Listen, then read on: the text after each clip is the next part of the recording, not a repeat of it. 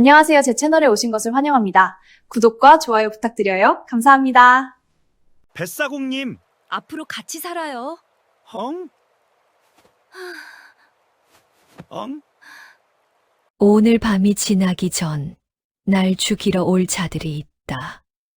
그 말이 귓속에서 떠나질 않았습니다. 봄비가 억수같이 쏟아지던 날 오후, 저는 그 말을 듣는 순간 온몸이 굳어버렸습니다. 제 이름은 강무서, 나루터에서 배를 모는 뱃사공입니다. 남들이 부러워할 것 하나 없는 삶이었지만, 그래도 하루하루 조용히 살아온 사람입니다. 그런데 그날 딱 하루, 강물에 뛰어든 그 하루가 제 인생 전체를 뒤흔들어 놓을 줄은 꿈에도 몰랐습니다. 이런 상황이 벌어진 데에는 아주 충격적인 이유가 있었습니다. 지금 이 이야기를 듣고 계신 여러분, 어디 사시는지, 몇 살이신지, 지금 뭘 하시면서 듣고 계신지 댓글로 한번 남겨주십시오. 이야기를 나누다 보면 더 정이 가더라고요. 그날은 아침부터 날이 심상치 않았습니다.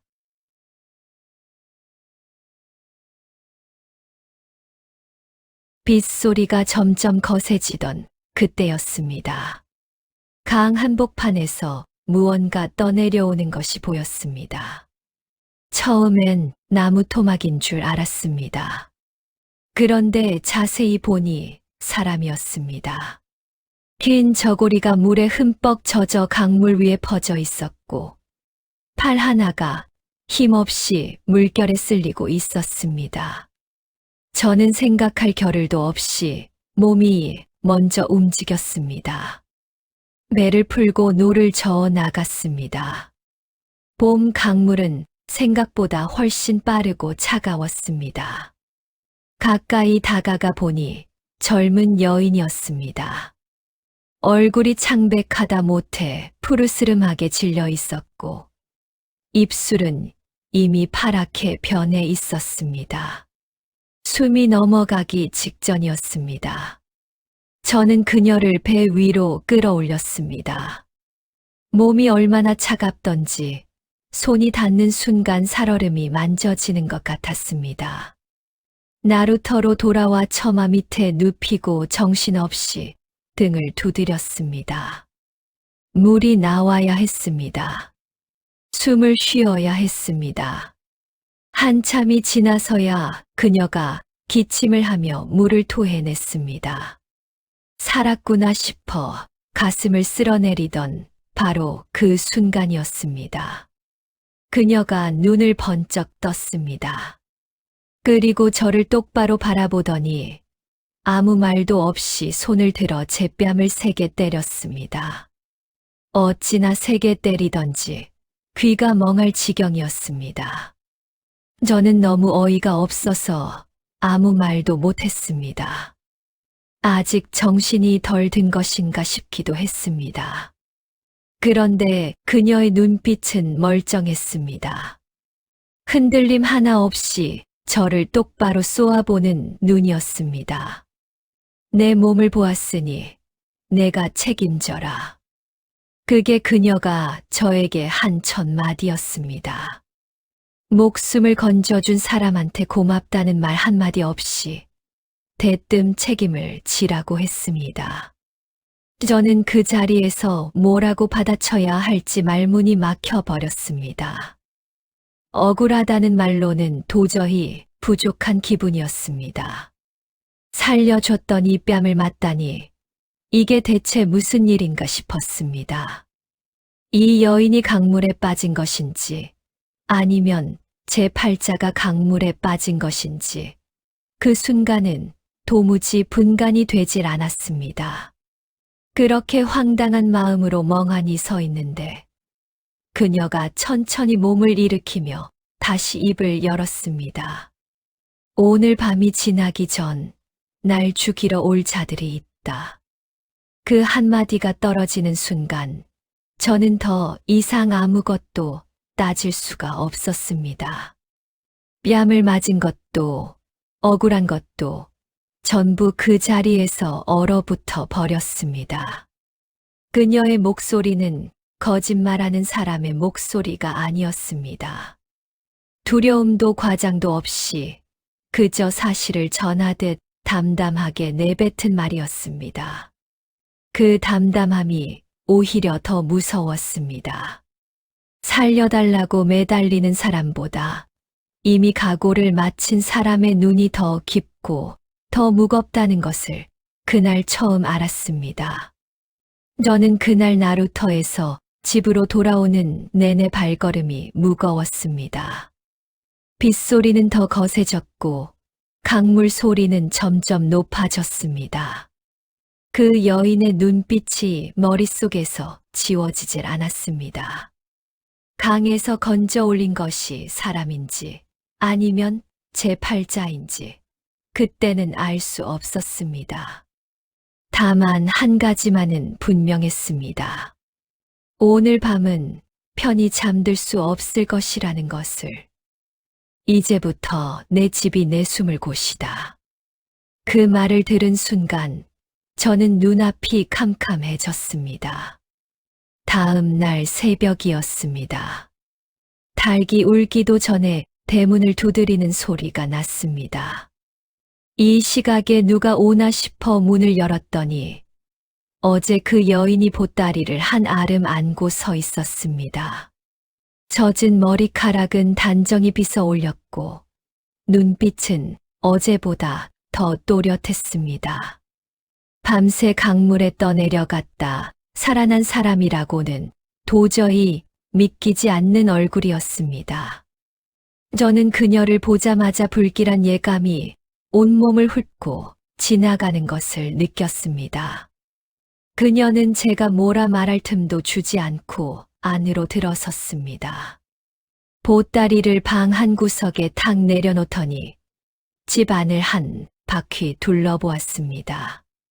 마치 자기 집을 처음 살펴보는 사람처럼 아무렇지도 않은 얼굴로요. 저는 그제서야 정신이 번쩍 들어 물었습니다. 아니, 이게 무슨 짓이오? 그러자 그녀가 저를 돌아보며 말했습니다. 이제부터 내 집이 내 숨을 곳이다. 딴 생각은 말고, 딴 생각은 말라니요. 저야말로 딴 생각밖에 없었습니다. 당장 나가달라고 해야 하는데, 어제 밤새 그녀의 말이 머릿속을 떠나지 않았던 터라 선뜻 내쫓을 수도 없었습니다. 죽이러 오는 자들이 있다고 했습니다. 그 말이 거짓이 아니라는 걸 저는 어째서인지 알고 있었습니다.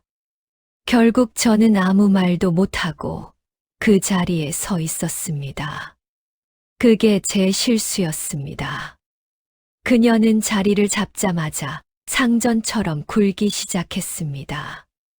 쌀밥으로 지어라. 잡곡은 목에 걸린다. 물은 데워서 가져오너라. 찬물로는 씻지 않는다. 문단속은 밤에 2번씩 해라. 앞문 뒷문다. 저는 속으로 이를 갈면서도 시키는 대로 했습니다. 사람 하나 잘못 살렸다는 생각이 들었습니다. 강물에서 건진 게 사람이 아니라 재앙이었구나 싶었습니다. 밥을 짓고 물을 데우면서도 어금니가 저절로 맞물렸습니다. 밥상을 들고 들어갔더니 그녀는 이미 방 안에 앉아 자기 보따리를 풀고 있었습니다. 그런데 뭔가 이상했습니다. 보따리 속에서 나온 것들이 심상치 않았습니다. 여인네 살림살이가 아니었습니다. 작은 보자기에 단단히 묶인 무언가, 그리고 낡은 천 조각들이 겹겹이 쌓여 있었습니다. 저는 모른 척 밥상을 내려놓고 나왔지만 마음속으로는 이미 뭔가 걸리는 것이 있었습니다. 그날 하루는 그렇게 어영부영 지나갔습니다. 그녀는 말이 없었습니다. 밥을 먹을 때도 물을 마실 때도 창문 너머 마당을 내다볼 때도 그저 조용했습니다. 아침에 집 안으로 쳐들어오던 그 기세 넘치는 여인이 맞나 싶을 만큼 낮 동안의 그녀는 어딘가 먼 곳을 보고 있는 사람 같았습니다. 저는 그 눈빛이 신경 쓰였지만 말을 붙이지는 않았습니다. 밤이 깊어졌습니다. 저는 문단속을 2번 하고 자리에 누웠습니다. 그녀가 시키는 대로 했습니다. 억울하지만 어쩔 수 없었습니다. 빗소리는 그쳤고 밤은 고요했습니다. 스르르 눈이 감기려던 그때였습니다. 집 뒤편에서 소리가 났습니다. 발자국 소리였습니다. 한 사람이 아니었습니다. 여럿이었습니다. 조심스럽게 움직이는 소리였는데 그 조심스러움이 오히려 더 섬뜩했습니다. 그리고 잠시 후 쇳소리가 들렸습니다. 칼과 칼이 부딪히는 소리 혹은 칼집에서 칼을 빼는 소리 같았습니다. 저는 자리에서 벌떡 일어났습니다. 숨을 죽이고 귀를 기울였습니다. 발자국 소리는 집 뒤편을 천천히 돌고 있었습니다. 한 바퀴, 2바퀴. 마치 안을 살피듯 빠져나갈 길을 재듯 움직이고 있었습니다. 저는 그 순간 온몸에 털이 쭈뼛서는 것을 느꼈습니다. 어제 그녀가 한 말이 머릿속에서 다시 울렸습니다. 오늘 밤이 지나기 전 날 죽이러 올 자들이 있다. 그 말이 거짓이 아니었습니다. 방문을 살며시 열었더니 그녀도 깨어 있었습니다. 벽에 등을 붙이고 앉아 무릎 위에 무언가를 꼭 쥐고 있었습니다. 그때였습니다. 그녀가 쥐고 있던 것이 손에서 스르르 미끄러지며 바닥으로 떨어졌습니다. 작은 비단 조각이었습니다. 고운색이었는데 한쪽 귀퉁이에 검붉은 얼룩이 배어 있었습니다. 핏자국이었습니다. 마른 지 오래된 핏자국이 비단 위에 번져 있었습니다. 저는 그 비단 조각을 내려다보다가 천천히 고개를 들었습니다. 그녀와 눈이 마주쳤습니다. 그녀는 아무 말도 하지 않았습니다. 그런데 그 눈빛 속에 뭔가가 있었습니다. 두려움도 아니고 당혹스러움도 아니었습니다. 오래전부터 이미 알고 있었던 일이 드디어 눈앞에 닥쳐온 사람의 눈이었습니다. 각오한 사람의 눈이었습니다. 그 순간 저는 알았습니다. 이 여자는 단순히 뻔뻔한 과부가 아니었습니다. 집 뒤편의 발자국 소리는 얼마 지나지 않아 멀어졌습니다.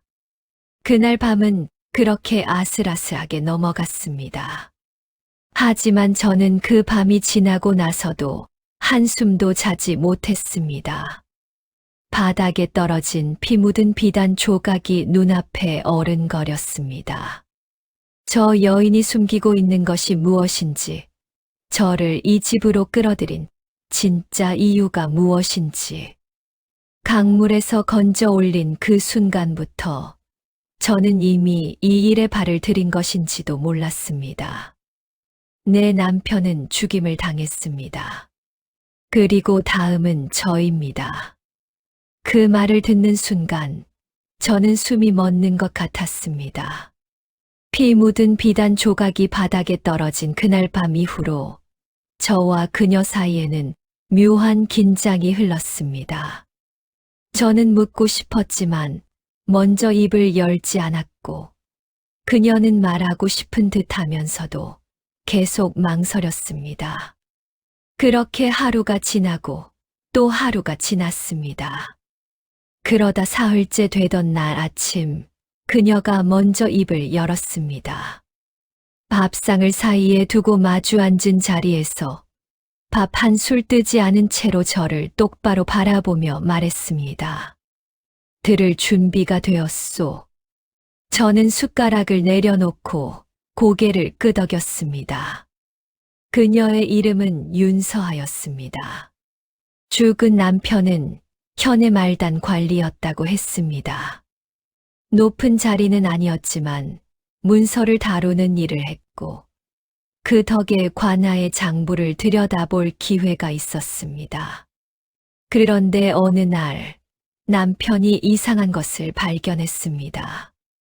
세금으로 걷어들인 곡식의 양과 창고에 실제로 쌓인 양이 맞지 않았습니다. 처음엔 단순한 오기인가 싶었지만 파고들수록 그게 아니었습니다. 누군가 조직적으로 오랫동안 세금을 빼돌리고 있었습니다. 그 누군가가 바로 최판윤이었습니다. 견에서 가장 높은 자리에 앉아 있는 사람, 마을 사람들이 고개를 숙여 지나치는 사람, 아무도 함부로 이름을 입에 올리지 못하는 사람이었습니다. 세금만이 아니었습니다. 굴량미도 빠져나가고 있었습니다. 나라의 군사들이 먹어야 할 쌀이 어딘가로 흘러들어가고 있었습니다. 남편은 그 내역을 장부 하나에 꼼꼼히 옮겨 적었습니다. 증거를 남겨야 한다고 생각했던 것이겠지요. 그것이 화근이었습니다. 장부를 다 적고 나서 열흘도 지나지 않아 남편은 죽었습니다. 길을 걷다 발을 헛디뎌 물에 빠졌다고 했습니다. 그런데 남편은 그 길을 수백 번도 더 걸어 다닌 사람이었습니다. 눈 감고도 다닐 수 있는 길이었습니다. 서한은 알았습니다. 사고가 아니라는 것을. 하지만 아무것도 할 수 없었습니다. 최판윤의 손이 어디까지 뻗어 있는지 알 수 없었고 입을 열었다가는 자신도 같은 꼴이 날 것이 분명했습니다. 그래서 그녀는 조용히 숨을 죽이고 있었습니다. 장부를 품에 안은 채로. 그 장부를 가지고 있는 한 저는 살아있어서는 안 되는 사람입니다. 서하가 담담하게 말했습니다. 목소리 하나 떨리지 않았습니다. 저는 그 담담함이 슬펐습니다. 이미 여러 번 되뇌어서 익숙해진 말처럼 들렸습니다. 두려움을 느낄 겨를도 없이 그저 버텨온 사람의 목소리였습니다. 그제야 저는 왜 그녀가 하필 저희 집으로 숨어든 것인지 이해가 되었습니다. 서하는 솔직하게 말했습니다. 일부러 저를 택했다고. 나루터 뱃사공 가진 것 없고 배경도 없고 마을에서 가장 눈에 띄지 않는 사람. 최판윤의 수아들이 장부를 찾기 위해 뒤질 만한 곳을 생각한다면 가장 마지막에 떠올릴 집이 바로 저의 초가집이라고 했습니다. 그 말을 들으니 어이가 없기도 하고 묘하게 씁쓸하기도 했습니다. 저는 살면서 이렇게 쓸모없다는 이유로 선택받은 적이 없었으니까요. 천하다는 것이 이런 데 쓰이는구나. 저는 속으로 중얼거렸습니다. 그런데 이상하게도 화가 나지는 않았습니다. 문제는 밖에서 시작되었습니다. 말레터의 복녀라는 여인이 있었습니다. 마을에서 소문이라면 그녀를 빼놓고 얘기할 수 없는 사람이었습니다. 입이 얼마나 가벼운지 아침에 들은 말이 저녁이면 마을 전체에 퍼져 있을 정도였습니다.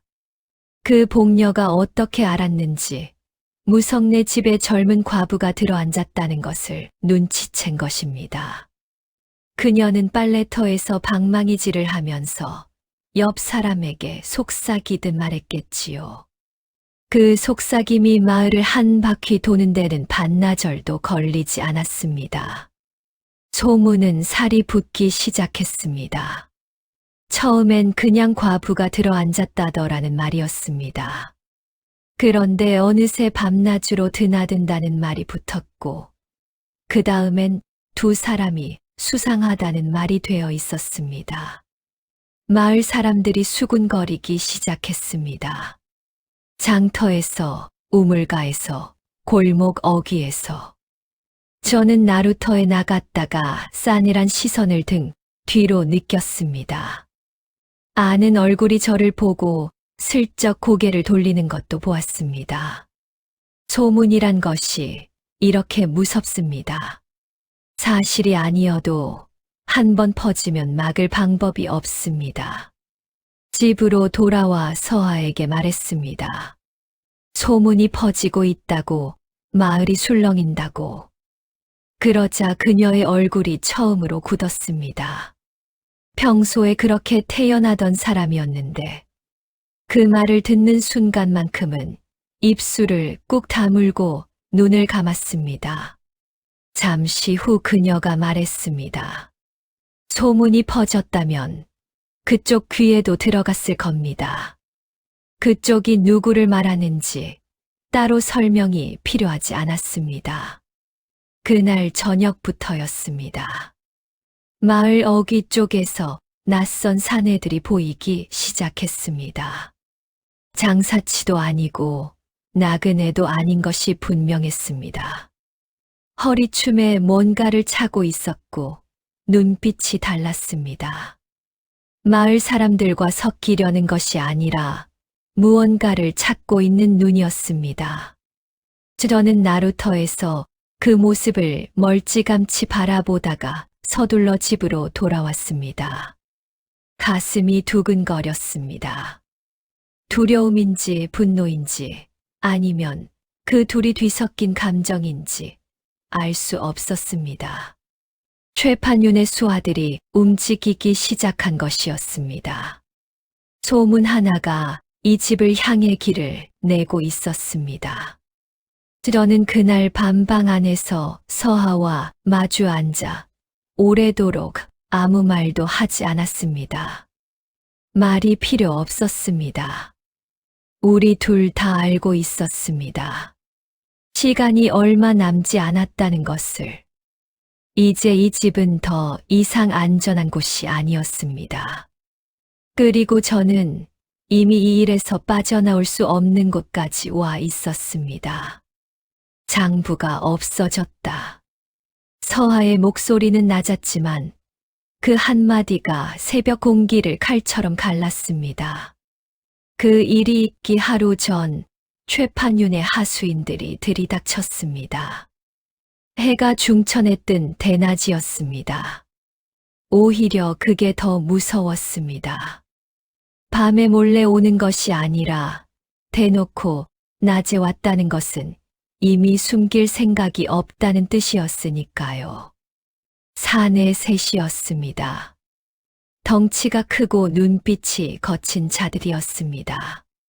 관복을 입지는 않았지만 허리춤에 칼을 잡고 걸음걸이에 거리낌이 없었습니다.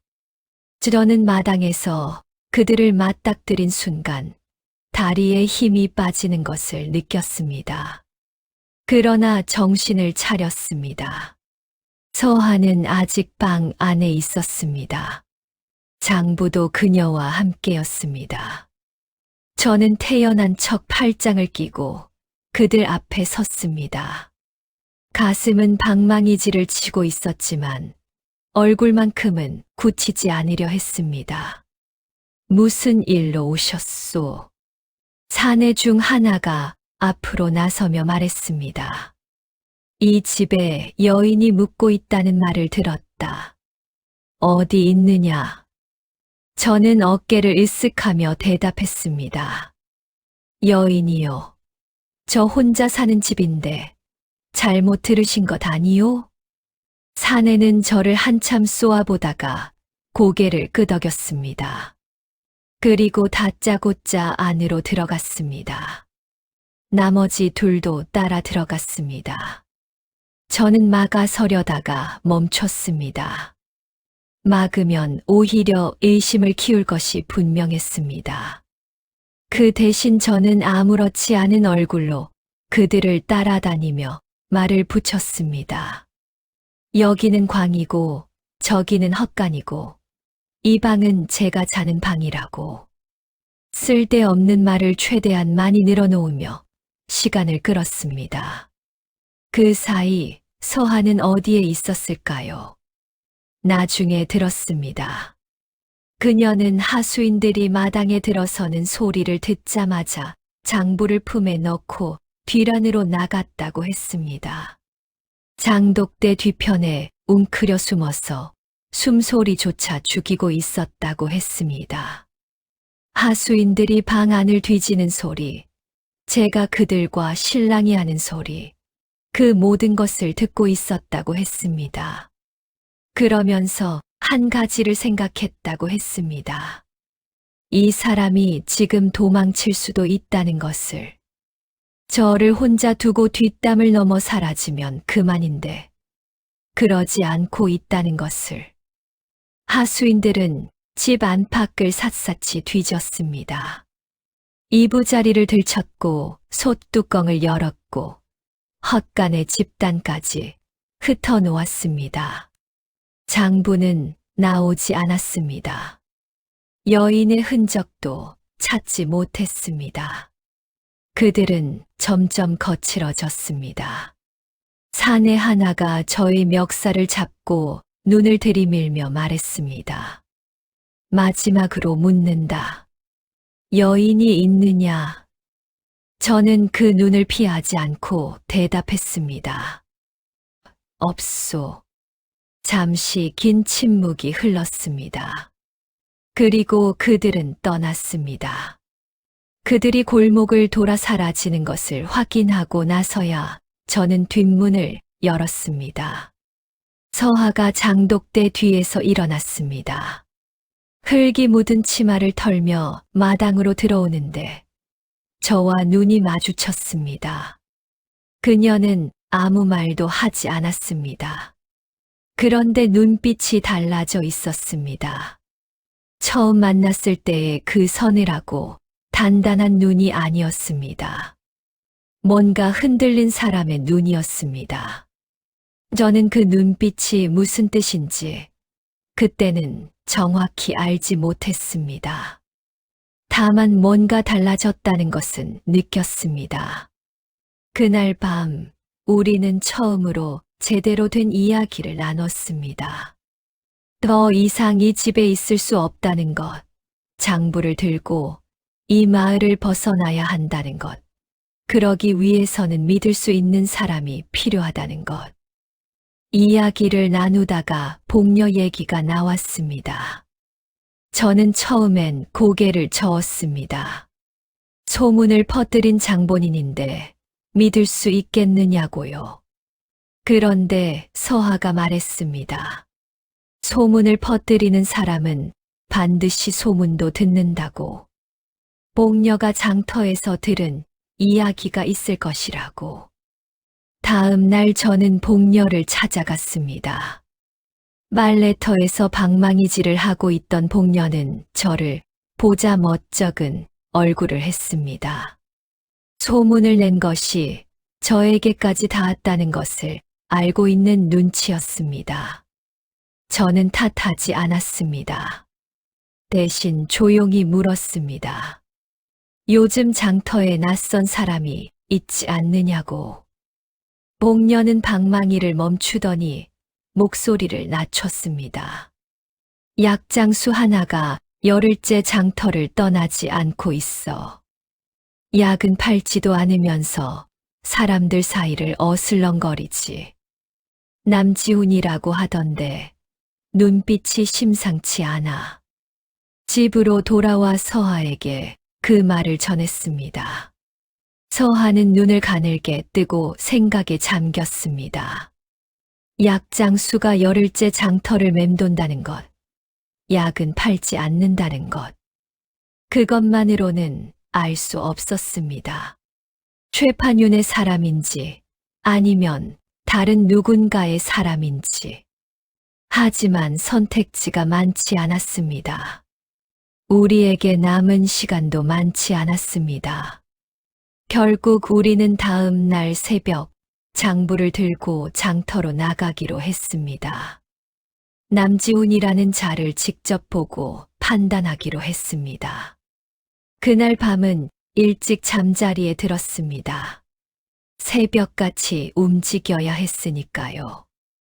저는 쉽게 잠들지 못하고 뒤척이다가 겨우 눈을 붙였습니다. 얼마나 지났을까요? 동이 트기 전에 눈이 떠졌습니다. 방 안이 이상하게 고요했습니다. 서하가 일어나 있었습니다. 방 한 구석에 무릎을 꿇고 앉아 바닥을 손으로 짚으며 뭔가를 찾고 있었습니다.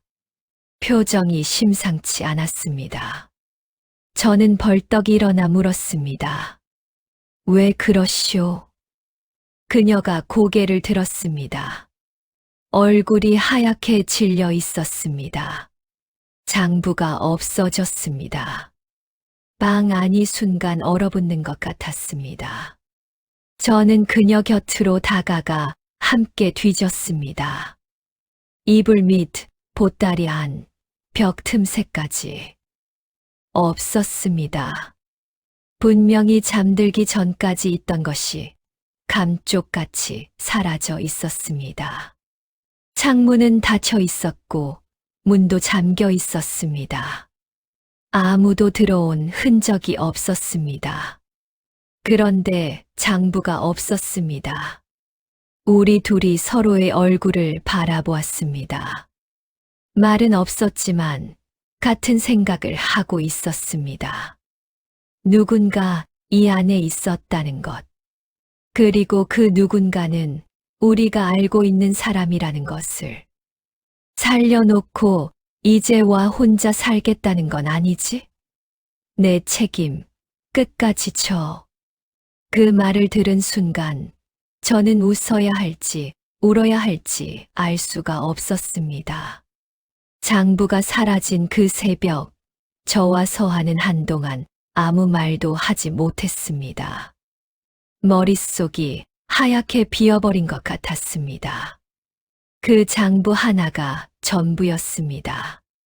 서하의 남편이 목숨을 걸고 적어둔 것, 서하가 강물에 뛰어들면서까지 지키려 했던 것, 우리 둘이 이 작은 초가집에서 숨을 죽이며 버텨온 이유, 그 모든 것이 그 장부 한 권에 담겨 있었습니다. 그런데 그것이 사라졌습니다. 저는 마당으로 나가 찬 새벽 공기를 들이마셨습니다. 머리를 식혀야 했습니다. 생각을 해야 했습니다. 누가 가져갔을까? 저는 천천히 되짚었습니다. 문은 잠겨 있었고 창문도 닫혀 있었습니다. 밖에서 누가 들어온 흔적은 없었습니다. 그렇다면 아는 사람이었습니다. 이 집을 드나든 사람, 우리가 방심하고 있는 틈을 알고 있는 사람. 생각이 한 곳으로 모였습니다. 저는 서하를 돌아보았습니다. 서하도 같은 생각을 하고 있는 눈이었습니다. 우리는 말없이 눈빛을 나눴습니다. 그리고 동시에 같은 이름을 떠올렸습니다. 복녀였습니다. 저는 날이 밝자마자 복녀의 집으로 달려갔습니다. 두드릴 것도 없이 문이 열려 있었습니다. 복녀는 방 안에 앉아 있었습니다. 저를 보는 순간 얼굴이 굳었습니다. 그 표정 하나로 알았습니다. 제가 왜 왔는지, 자신이 무엇을 했는지 이미 알고 있는 얼굴이었습니다. 저는 따지지 않았습니다. 그냥 조용히 물었습니다. 가져갔소. 복녀는 입술을 깨물었습니다. 한참 후에 고개를 끄덕였습니다. 복녀는 떨리는 목소리로 말했습니다. 최판윤의 수하 중 하나가 찾아왔다고 했습니다. 장부를 넘기면 큰 돈을 주겠다고 했습니다. 복녀는 가난했습니다. 아이가 셋이었고 남편은 병으로 일을 못한 지 오래였습니다. 그 돈이 얼마나 크게 보였을지 저는 뭐라 탓할 수가 없었습니다. 복녀는 눈물을 닦으며 말을 이었습니다. 그런데 막상 장부를 손에 쥐고 나니 잠을 잘 수가 없었다고 했습니다. 눈을 감으면 서하의 얼굴이 떠올랐다고 했습니다. 죽은 남편의 억울함을 품고 살아온 여인의 얼굴이 못 넘기겠더라고. 돈보다 그게 더 무거웠어. 복녀는 장부를 최판윤의 수하에게 넘기지 않았습니다. 대신 장터로 갔다고 했습니다. 열흘째 장터를 맴돌던 그 약장수 남지훈을 찾아갔다고 했습니다. 왜 그에게 갔느냐고 물었더니 복녀가 말했습니다. 약을 팔지 않으면서 사람들을 살피는 눈빛이 뭔가를 기다리는 사람의 눈빛이었다고. 오래 살다 보면 그런 게 보인다고. 복녀는 쓸쓸하게 웃으며 말했습니다. 저는 그 말을 듣고 복녀를 다시 보았습니다. 소문이나 퍼뜨리는 가벼운 사람인 줄만 알았는데 그게 전부가 아니었습니다. 남지훈은 실은 비밀 감찰의 끈아풀이었습니다. 조정에서 지방관리들의 비리를 캐내기 위해 파견된 사람이었습니다. 장터를 맴돈 것도 약장수로 위장한 것도 모두 그 때문이었습니다. 최판윤의 비리는 이미 조정의 귀에 소문으로 들어가 있었지만 증거가 없었습니다. 그 증거가 바로 장부였습니다. 복녀가 장부를 들고 남지훈을 찾아간 그 순간 오랫동안 맞지 않던 퍼즐이 하나로 맞춰진 것이었습니다. 서하의 남편이 목숨을 걸고 적어둔 그 장부가 드디어 제 역할을 하게 된 것입니다. 최판윤은 그로부터 얼마 지나지 않아 무너졌습니다. 감찰이 들이닥쳤고 장부에 적힌 내역이 하나하나 확인되었습니다.